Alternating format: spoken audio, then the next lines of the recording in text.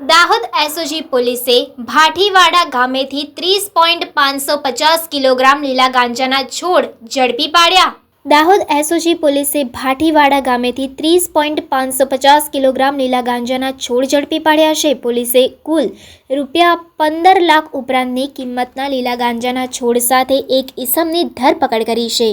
Dahod SOG પોલીસે મળેલ બાતમીના આધારે ભાટીવાડા ગામના ડુંગળી ફળિયામાં સુબાભાઈ મળિયાભાઈ મુનિયાના ઘરે રેડ કરી હતી।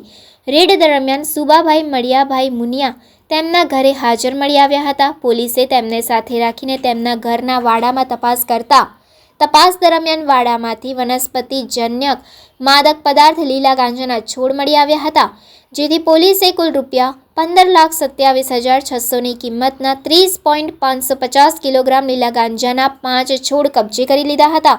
ભાટીવાડા ગામના સુબાભાઈ મળિયાભાઈ મુનિયા વિરુદ્ધ ગુનો નોંધી આગળની કાયદેસરની કાર્યવાહી હાથ ધરી છે।